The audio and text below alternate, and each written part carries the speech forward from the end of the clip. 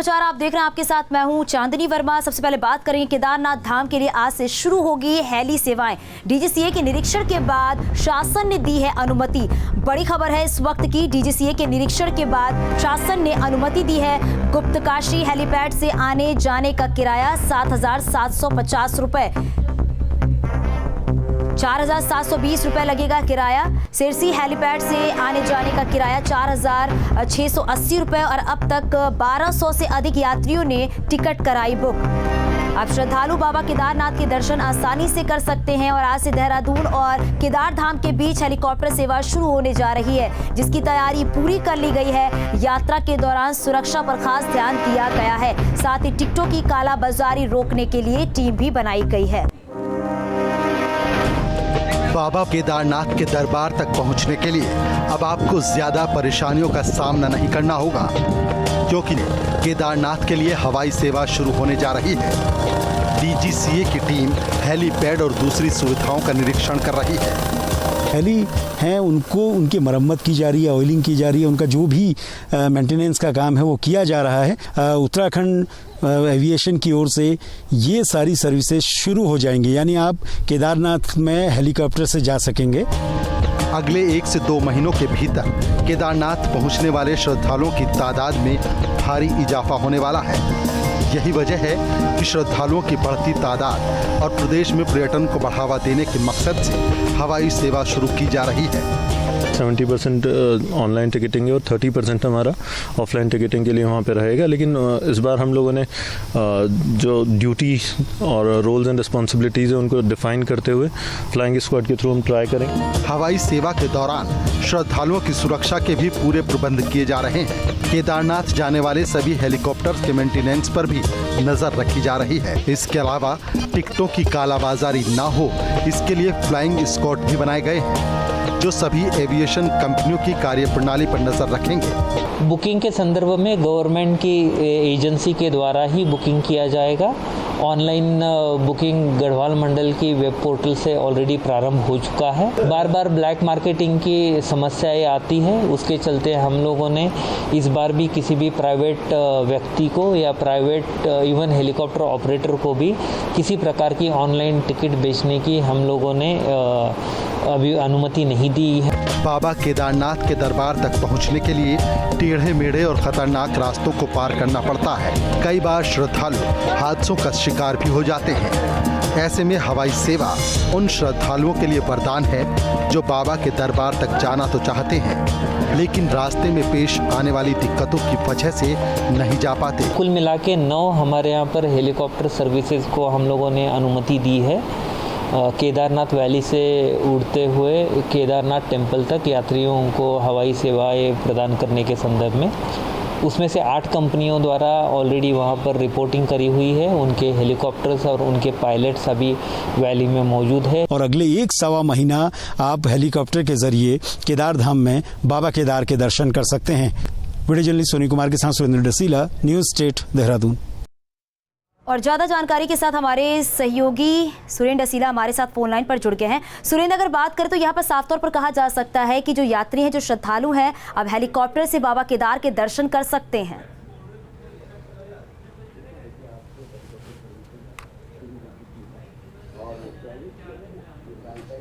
सुरेंद्र, आपको आवाज मिल रही है मेरी?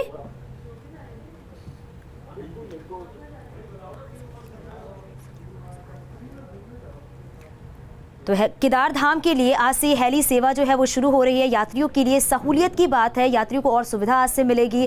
दरअसल अभी तक हेली सेवा जो थी उसे शुरू नहीं किया गया था। डीजीसीए ने अपनी तरफ से पूरी तैयारी कर ली गई है और यहाँ पर आपको ये भी बता दें कि ख़ास तौर पर श्रद्धालुओं के आने जाने की जो सुविधा है उसे भी ध्यान दिया जाएगा और उनका ख्याल रखा जाएगा और जो किराया है उसे भी यहाँ पर निर्धारित कर दिया गया कि कितना किराया उन्हें देना होगा। अब आसानी से बाबा के दर्शन हो सकेंगे और अगले 1 महीने तक बाबा केदारनाथ के दर्शन किए जा सकते हैं। सभी हेलीपैड की जो तैयारियां हैं वो पूरी हो चुकी हैं। टिकटों की कालाबाजारी रोकने के लिए भी खास ध्यान रखा जा रहा है और अब तक 1200 से ज़्यादा टिकट बुकिंग हो चुकी है। यात्रियों की सुरक्षा का खास ख्याल रखा जाएगा। यहाँ पर केदारनाथ धाम के लिए आज से शुरू होगी हेली सेवाएं। डीजीसीए के निरीक्षण के बाद शासन ने अनुमति दी है। गुप्तकाशी हेलीपैड से आने जाने का जो किराया है वो 7,000 से ऊपर है। फाटा हेलीपैड से जाने के लिए 4,720 रुपए देने होंगे। सिरसी हेलीपैड से जाने और आने जाने का जो किराया है वो भी क्या कुछ तय किया गया है, ये भी हम आपको बता रहे हैं। तो जो यात्री हैं कह सकते हैं अब उन्हें और बड़ी राहत जो है वो यहाँ पर मिलती हुई नजर आ रही है,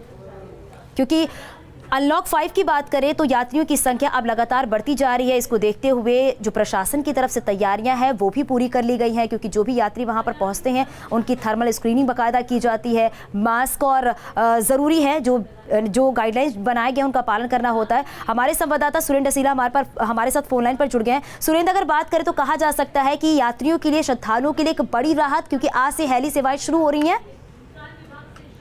बिल्कुल, देखिए आज से हेली सेवाएं शुरू हो चुकी हैं। पहली शॉटी जो है वो लगभग केदारनाथ के लिए प्रस्थान हो चुकी है और ये यात्रियों के लिए सुविधा जरूर रहेगी, क्योंकि कई बार यात्रियों के पास समय कम होता है। वो चाहते हैं कि वो एक ही दिन में बाबा केदार के दर्शन करके वापस नीचे के स्थानों पर लौट आएं, तो उनके लिए फायदेमंद होगा। फाटा, गुप्तकाशी और सेरसी तीनों हेलीपैड से सेवाएं शुरू हो चुकी हैं और लोगों को राहत भी मिलेगी, क्योंकि 1 से सवा महीना यात्रा के लिए बहुत अनुकूल माना जाता है। इस वक्त हल्की ठंड होती है और किसी भी तरह की आपदा या किसी परेशानी की दिक्कतें नहीं होती हैं। तो इसलिए क्योंकि अब अनलॉक 5 का सीजन चल रहा है, अनलॉक 5 के चलते जो हेलीकॉप्टर यात्रा है वो शुरू हो चुकी है। कल सचिव नागरिक उड्डयन दिलीप जावलकर से भी हमारी बात हुई थी। उन्होंने कहा था कि हम ब्लैक मार्केटिंग पर भी पूरी नजर रखेंगे।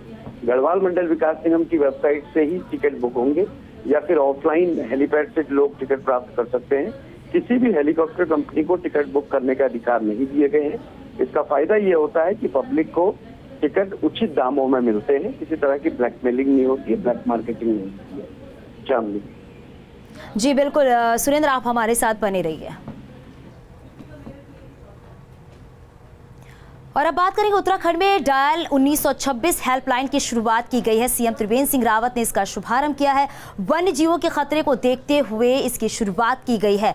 बाघ, गुलदार, भालू, सांप और हाथी दिखने पर शिकायत कर सकते हैं। हेल्पलाइन की कॉल रिकॉर्ड होगी, रैपिड रिस्पॉन्सेस पर होगा इसका काम। उत्तराखंड में वन्य जीवों के खतरे को देखते हुए डायल 1926 हेल्पलाइन की शुरुआत की गई है। सीएम त्रिवेंद्र सिंह रावत ने इसका शुभारंभ किया है। बड़ी खबर है इस वक्त की, क्योंकि अक्सर गुलदार दिखने की खबरें सामने आती हैं, जिससे लोगों में दहशत का माहौल रहता है। उसको देखते हुए अब एक हेल्पलाइन नंबर जारी की गई है। अगर बाघ, गुलदार, भालू, सांप और हाथी दिखने पर शिकायत कर सकते हैं। संवाददाता सुरेंद्र डसीला हमारे साथ लगातार बने हुए हैं। सुरेंद्र, अगर बात करें तो जिस तरीके से हेल्पलाइन जारी किया गया है, इससे लोगों को भी राहत मिलेगी ताकि वो शिकायत कर सकते हैं। देखिए बिल्कुल, अभी तक किसी तरह की कोई हेल्पलाइन नहीं थी, तो दिक्कतें ये होती थी कि जब जंगली जानवरों से दिक्कतें होती हैं तो फॉरेस्ट को सूचित करना होता था। कई बार सूचना बहुत देर से पहुंचती थी। अब 1926 एक हेल्पलाइन नंबर है जिसमें हाथी हो, सांप हो, भालू, गुलदार, बाघ, ऐसे कोई भी जंगली जानवर जो आपको परेशानी पहुंचाते हैं, आपकी फसल को परेशानी पहुंचाते हैं, उनकी सूचना आप तुरंत प्रशासन को दे पाएंगे।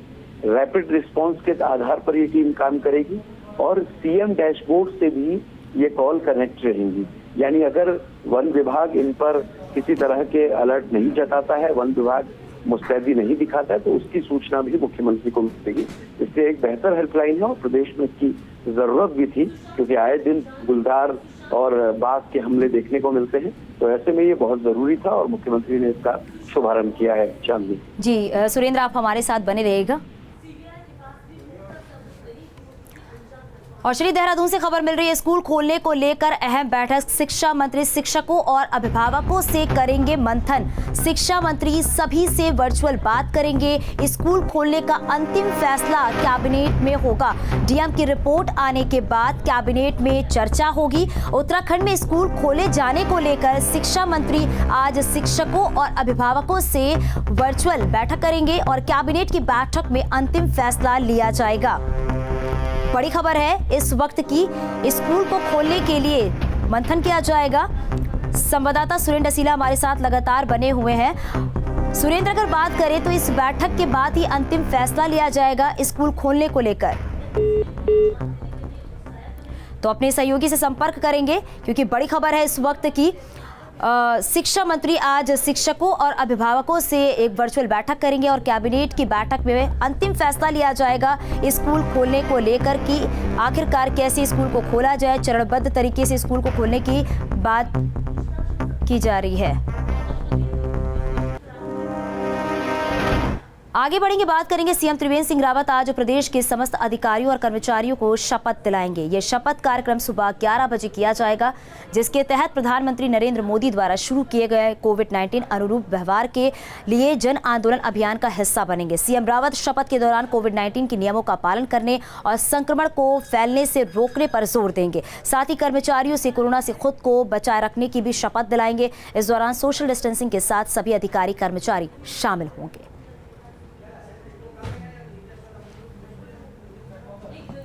उत्तराखंड में लगातार बढ़ रहे कोरोना के केसों के बीच त्रिवेंद्र सरकार ने लोगों को राहत देते हुए कोरोना जांच की कीमतों में कमी कर दी है। सरकार ने कोविड-19 RT-PCR टेस्ट की कीमतों में कमी की है। अब सरकारी या प्राइवेट अस्पताल द्वारा प्राइवेट लैब को सैंपल भेजने के लिए 1400 रुपये तय किए गए हैं, जबकि शहरी इलाकों में प्राइवेट लैब में प्रति सैंपल 1500 रुपये दाम तय कर दिए गए हैं। वहीं पहाड़ी जिलों में प्रति सैंपल 1680 रुपये दाम तय किए गए हैं। तो कोरोना जांच की अगर बात करें तो उसकी भी ये तय कर दिया गया है कि शहरी इलाकों में प्राइवेट लैब के प्रति जो सैंपल होंगे वो 1500 रुपये होंगे, क्योंकि इससे पहले जो खबरें आ रही थी लगातार ये बातें सामने आ रही थी कि सैंपल के नाम पे किस तरीके से पैसे लिए जा रहे हैं। सीएम त्रिवेंद्र सिंह रावत ने दावा किया है कि इस साल के अंत तक कोरोना वायरस की वैक्सीन आ जाएगी। सीएम त्रिवेंद्र सिंह रावत का कहना है कि केंद्रीय स्वास्थ्य मंत्री हर्षवर्धन ने इस बात के स्पष्ट संकेत दिए हैं। सीएम का कहना है कि अब वैक्सीन आ जाएगी तो उत्तराखंड को एक साथ 1 करोड़ वैक्सीन तो नहीं मिल पाएगी, लेकिन इस बात की तैयारियां की जा रही हैं कि प्राथमिकता के साथ ठीक तरीके से वैक्सीनेशन हो जाए, इसकी रणनीति बनानी है। और वहीं उत्तराखंड स्वास्थ्य सचिव का अमित नेगी का कहना है कि केंद्र सरकार ने राज्य को एक रोड मैप तैयार करने के लिए कहा है कि किस तरह वैक्सीन जनता को दी जाएगी। हर 15 दिन में इसको लेकर समीक्षा करने के लिए कहा गया है। और भारत सरकार के जो हमारे स्वास्थ्य मंत्री हैं डॉक्टर हर्षवर्धन जी ने बड़े स्पष्ट संकेत दिए हैं कि इस वर्ष के अंत तक ये वैक्सीन आ जाएगा। अब हमको उसकी तैयारी करनी है क्योंकि एक साथ तो 1 करोड़ वैक्सीन नहीं मिल सकते, लेकिन उसमें प्राथमिकता तय करके और हमको वैक्सीन जो मिलेगी हमें उसको ठीक व्यवस्थित तरीके से वैक्सीनेशन हो जाए। गवर्नमेंट ऑफ इंडिया ने हमें एक डिटेल एक रोड मैप दिया है जिसमें पूरी टास्क फोर्स हमें बनानी है और किस प्रकार से हमें वैक्सीन दिया जाएगा हमारी जो पॉपुलेशन है उसके लिए हम प्रीमिनरी हम लोगों ने बैठक अपने स्तर पे कर ली है और लगातार हम लोग इसको मान के चल रहे हैं कि हर 15 दिन में हम लोग रिव्यू करेंगे। उसमें इंफ्रास्ट्रक्चर है, लॉजिस्टिक्स है, मैन पावर की ट्रेनिंग है, प्लस एक पूरा प्रोटोकॉल बनेगा। प्रोटोकॉल के साथ साथ हमारे बिकॉज एक आपका सॉफ्टवेयर भी बनेगा, किसको हम दे रहे हैं, कहाँ पे दे रहे हैं, किसके द्वारा लगाई गई वैक्सीन, ये सारा का सारा कैप्चर होगा। और उसमें जैसे कि गवर्नमेंट ऑफ इंडिया के द्वारा कहा गया कि फ्रंटलाइन वर्कर्स को पहले दिया जाएगा तो प्रायोरिटी भी गवर्नमेंट ऑफ इंडिया फिक्स करेगी।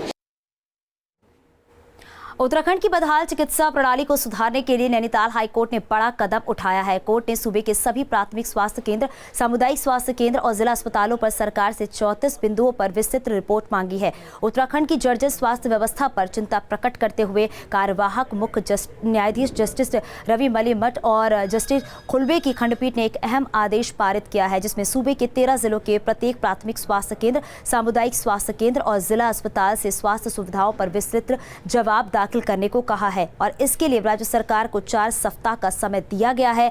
अब इस मामले की सुनवाई 10 नवंबर को होगी। विभिन्न स्टेक होल्डर से इंटरेक्शन करने के बाद याचिकाकर्ता द्वारा ये प्रश्नों की सूची आज माननीय उच्च न्यायालय के सामने रखी गई, जिसको काफ़ी गंभीरता से लेते हुए अब माननीय उच्च न्यायालय ने 4 सप्ताह के भीतर राज्य सरकार से कहा है कि 13 के 13 जिलों में सभी के सभी प्राथमिक स्वास्थ्य केंद्र, सामुदायिक स्वास्थ्य केंद्र और जिला अस्पतालों में ये क्वेश्चनर भेजा जाए। उनसे इन 34 बिंदुओं पर जो है सूचना इकट्ठी की जाए और इन सूचनाओं को एकत्र करके माननीय उच्च न्यायालय में फाइल किया जाए। कोरोना महामारी के प्रकोप से लोगों को बचाने के लिए भारत सरकार की तरफ से गाइडलाइन जारी की गई है। लोगों से अपील की गई है कि मास्क और सोशल डिस्टेंसिंग का पालन किया जाए। अनलॉक 5 में सरकार की ओर से कई प्रकार की छूट भी दी गई है, मगर हरिद्वार में कोरोना के लिए बनाए गए तमाम नियमों की धज्जियां उड़ाई जा रही हैं। देश भर से यहां आने वाले श्रद्धालु कोरोना गाइडलाइन की अवहेलना कर रहे हैं, बिना मास्क और सोशल डिस्टेंस से हर की पैड़ी और आसपास के क्षेत्रों में घूम रहे हैं। हरिद्वार पुलिस ने इसे संज्ञान में लिया और बड़े पैमाने पर अभियान चलाया। हर की पैड़ी क्षेत्र में आने वाले श्रद्धालुओं को मास्क और सोशल डिस्टेंस के लिए जागरूक किया गया और उन लोगों का चालान भी काटा गया जो कोरोना नियमों का पालन नहीं कर रहे हैं। और जैसा कि हरिद्वार में यहाँ पर हर की पैड़ी पे लगातार श्रद्धालुओं की संख्या बढ़ रही है और आ रहे हैं, तो हमारे द्वारा लगातार वहाँ पर अभियान चलाया जा रहा है और लगातार चेकिंग कर जिन लोगों ने मास्क नहीं लगा रखा और सोशल डिस्टेंसिंग का पालन नहीं कर रहे हैं उनके विरुद्ध हम चालान की कार्रवाई कर रहे हैं। हर की पैड़ी पर हमारे द्वारा अनाउंसमेंट सिस्टम भी लगा रखा है और हम लगातार वहाँ पर अनाउंसमेंट करते रहते हैं। खाने के लिए आया था यहाँ पर, अचानक मैंने देखा कि कोई, तो मैंने रुमाल तार दिया। जैसे अब तो हुआ तो मैं रुमाल तुरंत सामने से आ गया। आई थिंक मेरी गलती है, मैं इस गलती को मानता हूँ। नेक्स्ट टाइम से ये गलती नहीं होगी। रिक्वेस्ट करता हूँ कि अपने मास्क लगा घूमे कोई भी। ब्रेक के बाद बात करेंगे उत्तराखंड में मेडिकल टूरिज्म को आगे बढ़ाने की कवायद की जा रही है। सूबे में बड़े पैमाने पर हर साल लाखों पर्यटक योग और मेडिटेशन के लिए पहुंचते हैं। आयुष विभाग के अंतर्गत आयुर्वेद और नेचुरल थेरेपी के लिए भी बड़ी संख्या में पर्यटक उत्तराखंड पहुंचते हैं। ऐसे में उत्तराखंड का पर्यटन विभाग प्रदेश में मेडिकल टूरिज्म को बढ़ाने के लिए लगातार कार्य कर रहा है। सचिव पर्यटन दिलीप जावलकर ने जानकारी दी है कि वेलनेस टूरिज्म के क्षेत्र में काफ़ी संभावनाएं हैं। बड़े पैमाने पर देश विदेश से लोग यहाँ आयुर्वेद और दूसरे उपचार के लिए पहुंच रहे हैं। ऐसे में पर्यटन विभाग इन सभी क्षेत्रों में और ज्यादा बेहतर संभावनाओं पर काम कर रहा है। अगर कहीं बाकी जगह पर कोई अगर ट्रीटमेंट के लिए अगर कोई हॉस्पिटल सैचुरेट हुए हैं, उनको किसी और पर्पज़ के लिए लिया गया है, तो ये सभी लोग अपनी स्वास्थ्य सेवाएं प्राप्त करने के लिए हमारे यहाँ पर आ सकते हैं। हम लोग स्वास्थ्य विभाग के साथ मिलकर किस तरह से हम लोग ये कैपेसिटी को हम लोग विज्ञापित कर सकते हैं और यहाँ पर लोगों को यहाँ पर आमंत्रित कर सकते हैं, इसके बारे में हम लोग कार्य कर रहे हैं। अनलॉक 5 के बाद उत्तराखंड में पर्यटन व्यवसाय में इजाफा हो रहा है। मसूरी और नैनीताल जैसे हिल स्टेशन में पर्यटकों की चहल पहल बढ़ती जा रही है। ऐसे में पर्यटन सचिव दिलीप जावलकर ने कहा कि केंद्र सरकार की तरफ से जारी की गई गाइडलाइन के मुताबिक हिल स्टेशन में पर्यटन विभाग काम कर रहा है। इसके साथ ही गढ़वाल मंडल विकास निगम और कुमाऊं मंडल विकास निगम के साथ सभी होटल को निर्देश दिए गए हैं कि वो कोविड-19 को लेकर सभी नियमों का पालन करें। पर्यटन सचिव ने कहा कि हिल स्टेशन में अच्छी खासी बुकिंग सभी जगह देखने को मिल रही है, जो प्रदेश की आर्थिक स्थिति के लिए बेहद जरूरी है। पर्यटन सचिव के मुताबिक प्रदेश में साहसिक पर्यटन को लेकर बड़े पैमाने में पर्यटक पहुंच रहे हैं। अनलॉक का मुख्य उद्देश्य है कि अनलॉक विद प्रिकॉशन, और इसी को ध्यान में लेके गवर्नमेंट भी निर्णय कर रहा है। यही भारत सरकार की भी मंशा है और इसके लिए अभी एक विस्तृत कैंपेन भी लगाया जा रहा है, कैंपेन भी चलाया जाना प्रस्तावित है। उसको देखते हुए हम लोगों ने होटल एसोसिएशन से वगैरह बात करी हुई है, उनसे निरंतर बात हो रही है। बाकी स्टेक होल्डर्स हैं, जैसे आपके रिवर राफ्टिंग वगैरह में स्टेक होल्डर्स हैं, उनके साथ बात की जा रही है। हमारी बुकिंग जो है वो अच्छी जा रही है। हमारी पर्टिकुलरली जो एडवेंचर की गतिविधियां हैं, जैसे रिवर राफ्टिंग है, माउंटेनियरिंग है, हाइकिंग है, पैराग्लाइडिंग है, इन सभी के लिए जो गाइडलाइंस हमने जारी करी हुई है उसके अनुसार ये भी गतिविधियां प्रारंभ हो गई है। हरिद्वार में कुंभ मेले के आयोजन को लेकर सरकार ने तैयारियां पूरी कर ली हैं। सीएम त्रिवेंद्र रावत लगातार सभी विभागों के अधिकारियों के साथ बैठक कर रहे हैं। सीएम खुद कुंभ आयोजन की व्यवस्थाओं पर तैयारियों पर नजर बनाए हैं। हर 15 दिन के अंदर सीएम रावत अधिकारियों के साथ बैठक कर रहे हैं और जरूरी निर्देश दे रहे हैं। सीएम त्रिवेंद्र सिंह रावत का कहना है कि हरिद्वार में होने वाले कुंभ मेले को देश दुनिया में याद किया जाएगा। लेकर के हम लगातार 15वें दिन में हमने बैठने के लिए कहा है कुंभ की बैठक लेता हूँ। वैसे तो रूटीन बैठक ही है, लेकिन हाँ काफ़ी विशद चर्चा इस पर हुई। एक तो जो तमाम जो अन्य विभाग उनके साथ बैठे, ताकि हमारा जो कुंभ है ये व्यवस्थित रूप से हो सके और एक अच्छा संदेश हम तमाम दुनिया के हिंदू समाज को दे सकें। हरिद्वार में रेलवे अंडरपास का निर्माण कार्य किया जा रहा है, जिसके चलते हरिद्वार की तिबड़ी फाटक के पास ट्रेनों को रोक दिया जा रहा है। बुधवार को भी दिल्ली से देहरादून जा रही जनशताब्दी एक्सप्रेस ट्रेन को रोक दिया गया, जिससे यात्रियों को खासी दिक्कतों का सामना करना पड़ा। कई यात्रियों की माने तो घंटों तक कोई भी साधन नहीं मिलने से वो परेशान रहे, जिसके बाद जीआरपी पुलिस ने यात्रियों को उनके गंतव्य के लिए भेजने के लिए सरकारी बसें और आसपास के क्षेत्रों में पहुंचाने के लिए मिनी बसों की व्यवस्था की। इस दौरान कई यात्री ट्रेन को बीच में ही रोके जाने से काफी परेशान दिखे।